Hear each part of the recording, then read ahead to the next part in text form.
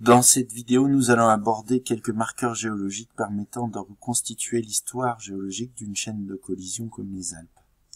Donc, tout d'abord, par exemple, ici dans la région de Bourdoisan, on observe de grandes failles normales qui délimitent différents massifs.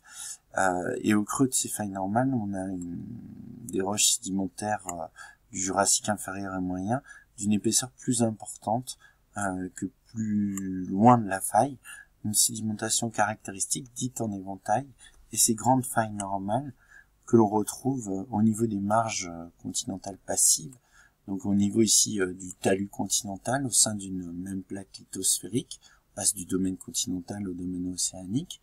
En profondeur, on retrouve ici avec ce profil de sismique réflexion ces grandes failles normales et cette sédimentation en éventail caractéristique du début de l'histoire de l'océan Atlantique ici, et ici du début de l'histoire de l'océan alpin, ce rift continental comme on peut l'observer actuellement dans le rift est-africain. Donc des grandes failles normales, une sédimentation Saint-Rift en éventail, et des fossiles particuliers comme des ammonites, signe de la présence d'une mer chaude et peu profonde. Donc on est dans un contexte de divergence.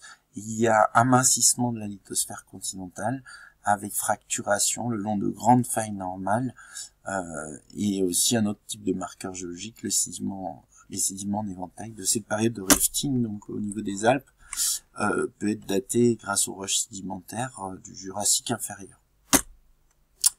Donc si on passe au Chenaillé à côté de Briançon, on observe ce Chenaillé, on voit trois ensembles, des péridotites serpentinisés, des gabbros et des métagabbros, et des basaltes en coussin. Trois ensembles caractéristiques d'une lithosphère océanique, avec lithosphère océanique où apparaissent des minéraux métamorphiques, notamment dans les métagabbros, ou encore dans les péridotites serpentinisés. Donc, comme la hornblende, donc ce qui montre que le gabbro initial, il est à peu près ici, hein, on vient de passer le solidus, la roche refroidie, on est à une dizaine de kilomètres de profondeur. La présence de hornblende en auréole autour des pyroxènes montre qu'on passe dans un domaine plus basse température, domaine de stabilité de la hornblende. La hornblende va se former par ses réactions très lentes du métamorphisme, mais aussi par rapport d'eau. Donc c'est le métamorphisme hydrothermal. Et aussi on a des métagabbros dans le faciès schiste vert, donc marqué par le domaine de stabilité de la chlorite et actinote. Donc ici je suis un peu bas, hein, c'est à 10 km de profondeur, on reste à la même profondeur, mais ça montre ce refroidissement de la lithosphère océanique. Donc au Chenaillé, on a une ophiolite métamorphisée dans les faciès amphibolites et schiste vert, qui montre une lithosphère océanique en expansion, ce que confirme la présence de radiolarites, des roches sédimentaires formées très profondément, à plusieurs milliers de mètres de profondeur dans les plaines abyssales. Donc si on récapitule, cette ophiolite, ces roches sédimentaires, il y a aussi des calcaires comme roches sédimentaires, montrent l'existence d'un océan et l'expansion océanique grâce au métamorphisme hydrothermal ayant eu lieu au Jurassique supérieur, au Crétacé inférieur.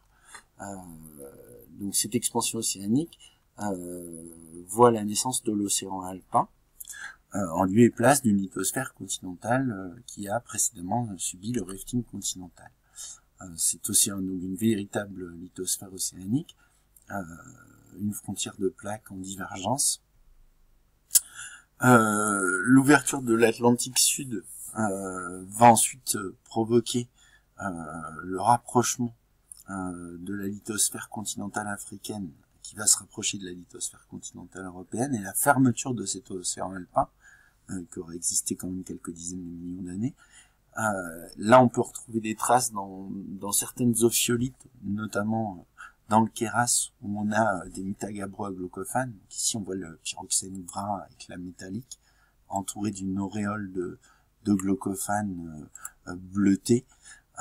L'aglaucophane qui est un minéral, alors ici il y a aussi des minéraux verts, de la jadéite, glaucophane et jadéite, c'est des minéraux qu'on trouve dans le faciès schiste bleu, qui montre que la croûte océanique est à plusieurs kilomètres de profondeur, ce qui, lorsqu'on est dans ce domaine de stabilité là, on est à une trentaine de kilomètres de profondeur, donc une croûte océanique qui fait une dizaine de kilomètres d'épaisseur, ça veut dire qu'elle est en subduction.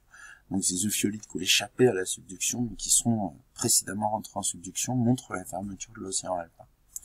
On a aussi au niveau du mont Viso des éclogites, donc des métagabbros très métamorphisés, avec de la jadite ici en vert et du grenat en rouge.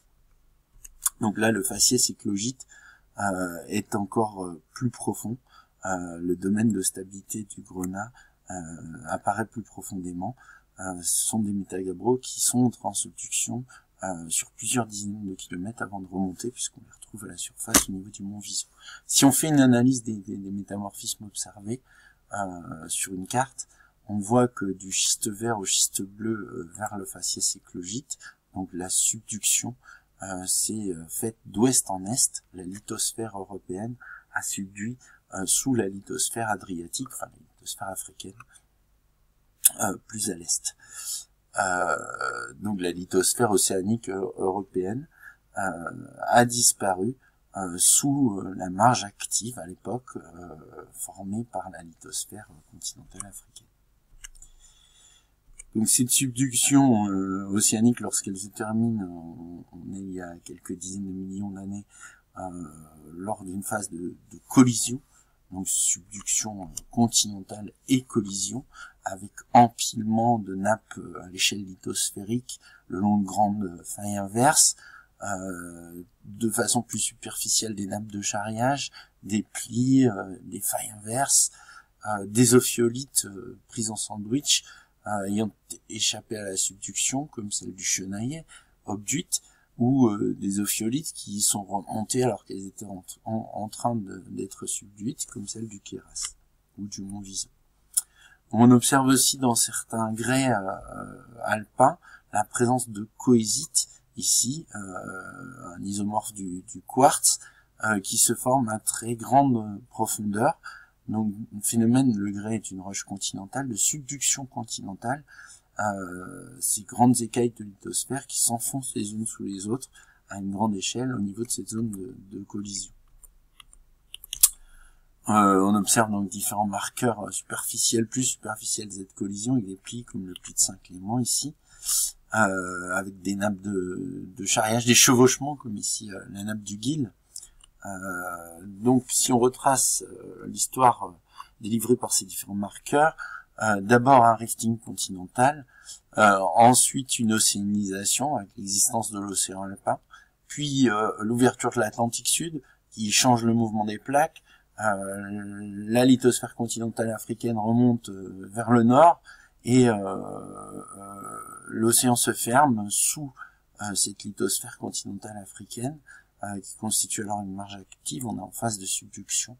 Et puis actuellement encore, la collision avec des déformations typiques de convergence à différentes échelles, des grandes écailles de lithosphère, des nappes de charriage, des chevauchements, des failles inverses, des plis, caractéristiques de cette phase de collision encore actuelle.